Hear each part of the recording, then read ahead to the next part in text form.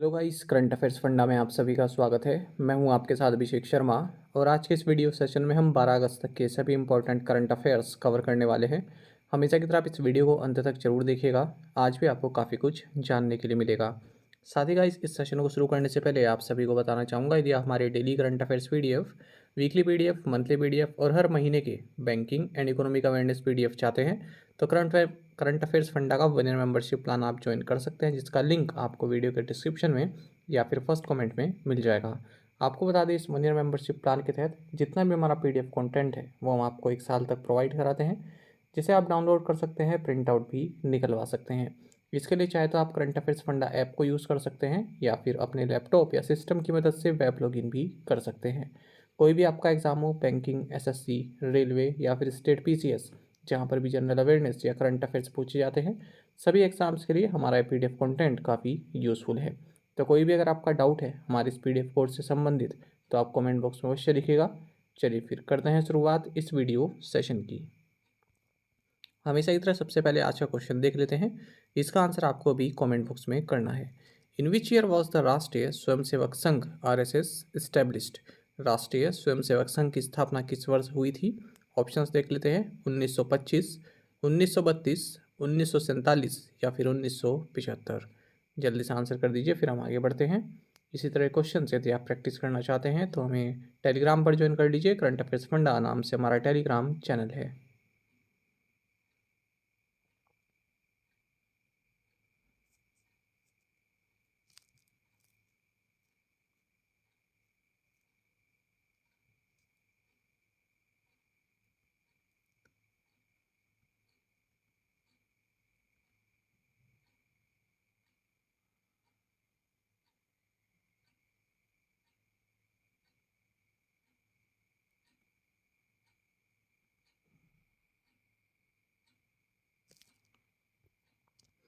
What is the theme for international youth day 2023? अंतर्राष्ट्रीय युवा दिवस 2023 का थीम क्या है, विषय क्या है? ऑप्शंस आपके सामने हैं और सही आंसर ऑप्शन डी है, green skills for youth towards a sustainable world. आपको जानना चाहिए, हर साल 12 अगस्त को इंटरनेशनल यूथ डे मनाया जाता है और पहली बार इंटरनेशनल यूथ डे 12 अगस्त साल 2000 को मनाया गया था। यूनाइटेड नेशंस द्वारा 1999 में एक रेजोल्यूशन पास किया था इंटरनेशनल यूथ डे के लिए। आपको जानना चाहिए 2023 में इंटरनेशनल यूथ डे का थीम रहेगा green skills for youth towards a sustainable future. साथ ही आपको ये भी जानना चाहिए, एक नेशनल यूथ डे है जो हम लोग मनाते हैं भारत में, इसे विवेकानंद जयंती भी बोलते हैं और ये 12 जनवरी को हम मनाते हैं। स्वामी विवेकानंद का बर्थडे इस दिन होता है। ये नेशनल यूथ डे और इंटरनेशनल यूथ डे काफ़ी कन्फ्यूज़न रहता है और एग्ज़ाम में आपको दोनों ही ऑप्शंस में मिल जाएंगे, 12 अगस्त भी और 12 जनवरी भी। ठीक है, और पूछे भी जाते हैं एग्जाम में, इसलिए आप कंफ्यूज ना होइएगा। Which day of the year does world biofuel day fall on? विश्व जैव ईंधन दिवस किस दिन मनाया जाता है? ऑप्शंस आपके सामने हैं, सही आंसर ऑप्शन भी है 10 अगस्त। देखिए, वर्ल्ड बायोफ्यूल डे हर साल 10 अगस्त को मनाया जाता है और इसका मकसद यही रहता है कि नॉन फॉसिल फ्यूल्स की महत्वता क्या है, ये किस तरह से कन्वेंशनल फॉसिल फ्यूल्स का अल्टरनेटिव है, इसी बारे में अवेयरनेस फैलाना और गवर्नमेंट द्वारा जो भी एफर्ट्स किए जा रहे हैं बायोफ्यूल सेक्टर के लिए उसको हाईलाइट करना। आपको जानना चाहिए, ये दिन एक और चीज़ के लिए मनाया जाता है। साल 1893 में इसी दिन सर रोडोल्फ डीजल ने इंजन को पीनट ऑयल से रन किया था। बायोफ्यूल्स आप सभी जानते हैं, प्लांट्स, क्रॉप्स, एनिमल वेस्ट, इन सभी से बनाए जाते हैं और बायो कन्वर्जन के थ्रू जो ये वेस्ट मटेरियल होते हैं, क्रॉप्स होते हैं, इनसे बायोफ्यूल्स बनता है। जैसे एथेनॉल आप एग्जांपल ले सकते हैं, शुगर केन या फिर आपका जो ये शुगर केन हो गया या फिर और जो अदर प्लांट्स हो गए, कॉर्न हो गया है ना, इनसे एथेनॉल बनता है। ऐसे ही आप बायोडीजल का एग्जांपल ले सकते हैं, तो कुकिंग ऑयल या फिर जो एनिमल फैट है, इनसे बायोडीजल बनता है। तो जो हम डीजल यूज़ करते हैं गाड़ी में, उसका अल्टरनेटिव है biodiesel. World biofuel day ministry of petroleum and natural gas द्वारा साल 2015 से ही मनाया जा रहा है। What practice will the Indian navy officers no longer follow? भारतीय नौसेना ने निम्नलिखित में से किस परंपरा को बंद करने का निर्णय लिया है? सही आंसर ऑप्शन ए है कैरिंग बैटन्स।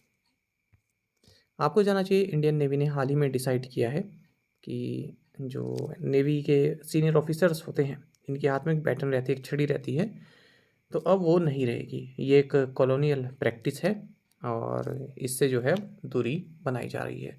ये केवल अब ऑफिसेस के तहत ही यूज़ होगी। जैसे एक व्यक्ति से चार्ज दूसरे व्यक्ति पर जा रहा है किसी डिपार्टमेंट का, तब आप बैटन जो है हैंड ओवर कर सकते हैं। वो एक सिंबॉलिक रहेगा कि अब जो है जो चार्ज है वो किसी और व्यक्ति के पास चला गया है। आपको जानना चाहिए जो सीनियर ऑफिसर्स हैं कमांड रोल्स में, commanding officers of warships, naval base and other establishments, तो इन सभी के पास एक बैटन रहती है। ये परंपरा पहले से ही चली आ रही है। आप सभी जानते हैं भारत जो है इस अमृतकाल में जो भी कॉलोनियल प्रैक्टिसेस हैं उनसे दूर जाने की प्रैक्टिस कर रहा है या फिर कोशिश कर रहा है। जितने भी कॉलोनियल प्रैक्टिसेस हैं उनको जो है ख़त्म कर रहा है। इसी संदर्भ में हमने देखा था कि हिमाचल प्रदेश के कांगड़ा डिस्ट्रिक्ट के योई में ये फर्स्ट कैंट एरिया बन गया है जिसने कॉलोनियल टैग से जो है दूरी बना ली और अब इसको मिलिट्री स्टेशन कहा जाएगा, ना कि कैंटोनमेंट कहा जाएगा। ठीक है, अप्रैल 2023 की ये न्यूज़ है। जो भी मिलिट्री एरिया है within the cantt area उसको मिलिट्री स्टेशन में कन्वर्ट किया जाएगा। वहीं जो सिविल एरिया है उसको म्यूनिसिपैलिटी में कन्वर्ट या मर्ज किया जाएगा। Which state introduce the mobile application Singh सूचना?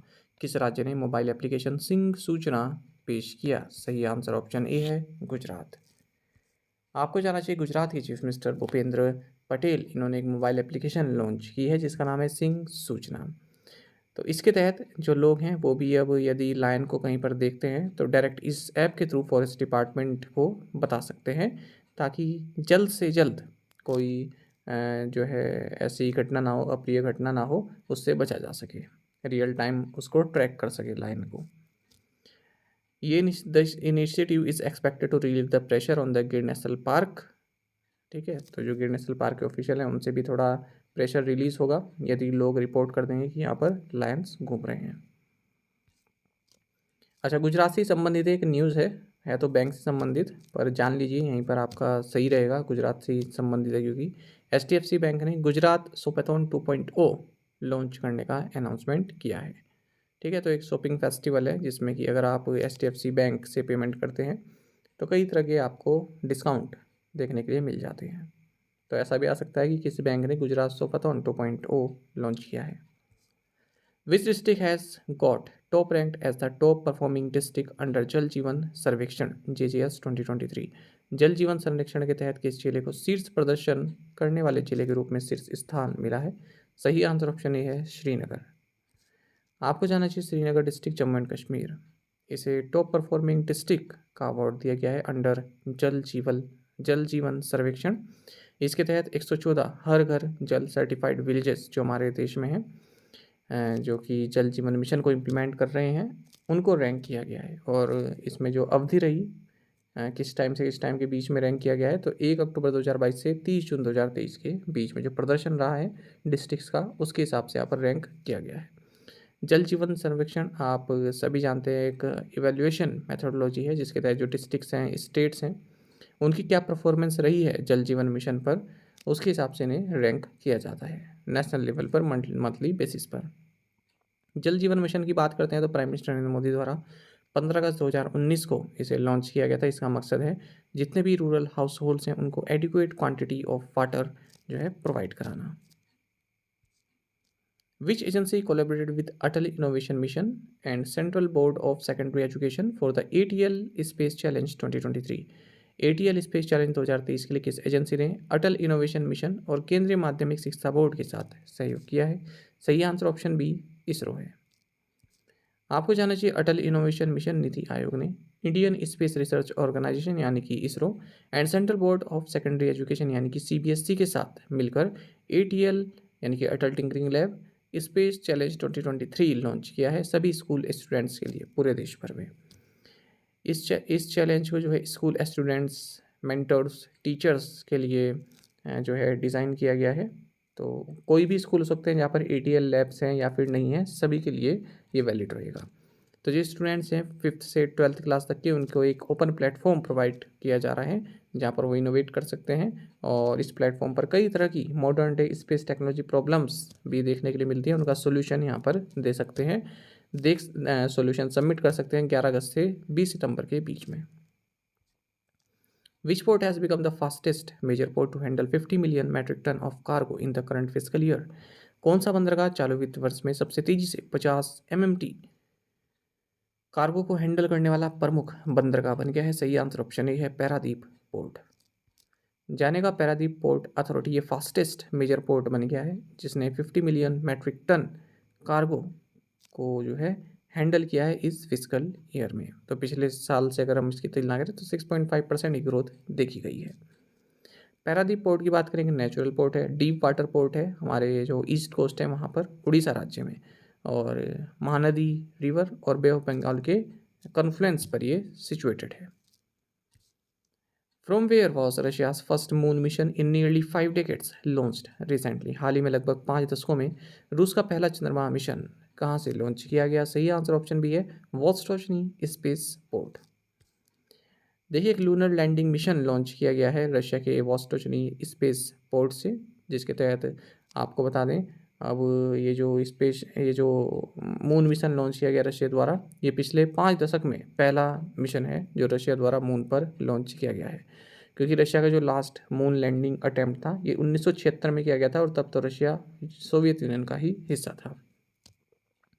रशियन लूनर की जो लैंडिंग है ये 23 अगस्त एक्सपेक्ट की जा रही है, यानी कि जब भारत का जो स्पेसक्राफ्ट लैंड करेगा उसी के आसपास की डेट है ये। आपको बता दें, मून लैंडिंग सक्सेसफुली केवल Soviet union, United states and China ने अब तक की हुई है। इंडिया एंड रशिया अब दोनों ही जो है, मैंने कल बताया था ना, वाइंग फॉर, यानी कि कंपटीशन करना, ठीक है, तो this both nations are vying for, ठीक है, यानी कि कंपटीशन कर रहे हैं किस लिए? To be the first nations to successfully land at the moon's south pole, moon के साउथ पोल पर जो है लैंडिंग करने के लिए।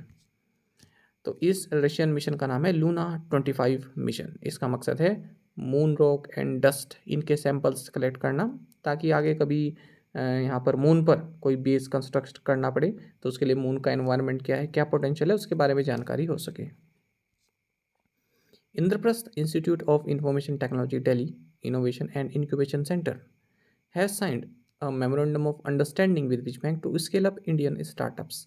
Indraprastha institute of information technology Delhi innovation and incubation centre ने भारतीय स्टार्टअप के विकास हेतु किस बैंक के साथ एक समझौता ज्ञापन पर हस्ताक्षर की? सही आंसर ऑप्शन ए है, यस बैंक। आपको जानना चाहिए, Indraprastha institute of information technology Delhi innovation and incubation centre, इन्होंने एक मेमोरेंडम ऑफ अंडरस्टैंडिंग साइन किया है यस बैंक के साथ, जिसके तहत जो भी स्टार्टअप्स हैं जो अपने डेवलपमेंटल फेज पर हैं उनको बैंकिंग सर्विसेज प्रोवाइड कराएगा यस बैंक। कहाँ पर? ये जो IIT-IC है, यानी कि जो इंद्रप्रस्थ इंस्टीट्यूट है, ठीक है, इसके कैंपस में। यस बैंक की बात करते हैं तो MD and CEO Prashant Kumar हैं, हेडक्वार्टर्स मुंबई है, टैगलाइन है एक्सपीरियंस और एक्सपर्टीज, और एक और इनकी नई टैगलाइन है लाइफ को बनाओ reach. How much amount was collected by public sector banks and private sector banks for non-maintenance of minimum balance? सार्वजनिक और निजी क्षेत्रों के बैंकों द्वारा न्यूनतम शेष न रखने पर कितनी राशि वसूली गई? सही आंसर है 21,000 करोड़ से ज़्यादा। देखिए, पब्लिक सेक्टर बैंक्स और 5 मेजर प्राइवेट सेक्टर बैंक्स, इन्होंने जो है 2018 के बाद से ही 35,000 करोड़ से ज़्यादा का जो है पैसा जो है कमाया है। किस लिए? Non maintenance of minimum balance, additional ATM transactions and SMS services के जरिए। तो एक तो पब्लिक सेक्टर बैंक्स हो गए सभी, बाकी जो 5 मेजर प्राइवेट सेक्टर बैंक्स हैं, axis bank, HDFC bank, IndusInd bank, ICICI bank, IDBI bank, तो इन्होंने जो ऐसे अकाउंट हैं इनमें जो है मिनिमम बैलेंस मंथली बेसिस पर नहीं रहा, वहाँ से तो 21,000 करोड़ रुपए कमाए, यही हमारा क्वेश्चन था। 8,000 करोड़ रुपए इन्होंने कलेक्ट करे ATM में, जो है फ्री जो है कुछ नंबर्स रहते हैं ना, फ्री नंबर्स आप जो है कर सकते हैं, ट्रांजैक्शन कर सकते हैं, उसके बाद फिर चार्जेस लगाने लगते हैं यदि आप किसी और बैंक के ATM से करते हैं, तो उसके थ्रू 8,000 करोड़ रुपए कमाए। SMS चार्जेस से 6,000 करोड़ रुपये इन्होंने कलेक्ट किए हैं। आप सभी जानते हैं जो बैंक से चार्जेस लगाते हैं, यदि अकाउंट में मिनिमम बैलेंस नहीं है ना, या फिर आप फ्री ट्रांजैक्शन से ज़्यादा ATM को यूज़ करते हैं, या फिर आप डिपॉजिट करते हैं cash beyond a limit. The Indian school of business signed an MOU with which state government for knowledge partnership. Indian school of business ने नॉलेज पार्टनरशिप के लिए किस राज्य सरकार के साथ एक समझौता ज्ञापन पर हस्ताक्षर किए? सही आंसर ऑप्शन ए गोवा है। आपको जानना चाहिए इंडियन स्कूल ऑफ बिजनेस भारतीय इंस्टीट्यूट ऑफ पब्लिक पॉलिसी। देखिए इंडियन स्कूल ऑफ बिजनेस का ये भारतीय इंस्टीट्यूट ऑफ पब्लिक पॉलिसी, इन्होंने वो एक मेमोरेंडम ऑफ अंडरस्टैंडिंग यानी कि MOU साइन किया है गोवा गवर्नमेंट के साथ to commence a knowledge partnership with a focus on evidence based policy formulation and its impact in the state. तो यहाँ पर जो ये भारतीय इंस्टीट्यूट है, ये Goa institute of public administration and rural development के साथ कोलैबोरेट करेगा, जिसके तहत जो भी स्टेट सर्विसेज के ऑफिशियल्स हैं उनके साथ वर्कशॉप्स कंडक्ट की जाएंगी। Where was the 9th India international MSME expo and summit 2023 inaugurated by the Jammu and Kashmir lieutenant governor Manoj Sinha. Jammu Kashmir के उपराज्यपाल मनोज सिन्हा द्वारा 9वें भारत अंतर्राष्ट्रीय MSME एक्सपो और शिखर सम्मेलन 2023 का उद्घाटन कहाँ किया गया? सही आंसर ऑप्शन डी है न्यू दिल्ली।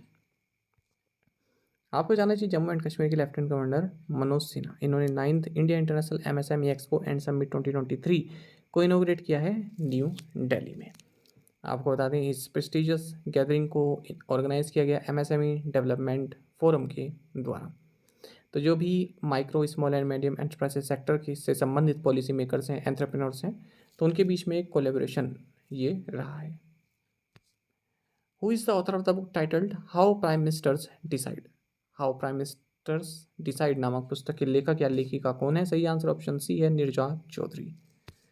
देखिए हाल ही में एक बुक चर्चा में रही है, इसे लिखा है वेटरन जर्नलिस्ट नीरजा चौधरी ने। इसका नाम है हाउ प्राइम मिनिस्टर्स डिसाइड। तो कई सारे प्राइम मिनिस्टर्स के एग्जाम्पल यहाँ पर दिए गए हैं, जब सिचुएशन जो है काफ़ी टफ आई तो किस तरह से उससे निकले, किस तरह से जीते, किस तरह से चैलेंजेस फेस करे, चाहे नेहरू हों, इंदिरा गांधी हों, राजीव गांधी हों, ठीक है, अटल बिहारी वाजपेयी हों, सबके बारे में यहाँ पर बताया गया है।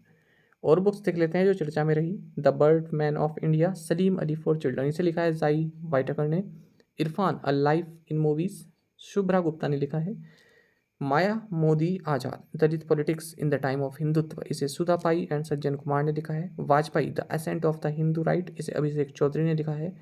India's finance ministers from independence to emergency, इसे AK भट्टाचार्य ने लिखा है। Beyond cricket a life in my words, इसे CD गोपीनाथ ने लिखा है V राम नारायण के साथ मिलकर।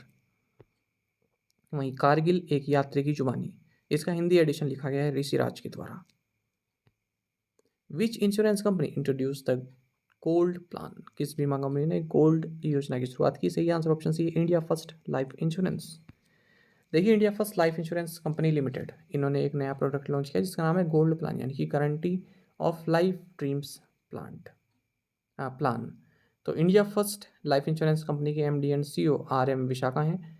और ये जो India first life insurance company है, ये एक जॉइंट वेंचर है इंडिया के पब्लिक सेक्टर बैंक्स के बीच में, जैसे bank of Baroda, union bank of India and Carmel point investments India private limited के बीच में 2009 नवंबर के महीने में इनकॉर्पोरेट की गई थी, और इसका हेडक्वार्टर्स मुंबई महाराष्ट्र में है।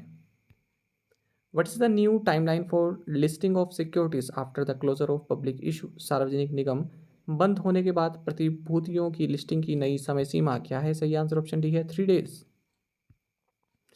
देखिए आप सभी जानते होंगे कि कोई किसी कंपनी का IPO आता है। IPO यानी कि वो जो पब्लिक है उनको अपना जो शेयर है वो ऑफर कर रहा है ना। तो IPO लॉन्च होता है, कुछ 1 हफ्ता चलता है IPO, ठीक है, जिसको बोली लगानी है लगाए, 3-4 दिन जितना भी चलता है। फिर उसके बाद जो है क्लोजिंग डे हो जाती है कि आज लास्ट दिन है, जिसे IPO में पैसा लगाना है वो लगाओ, जिसको है ना।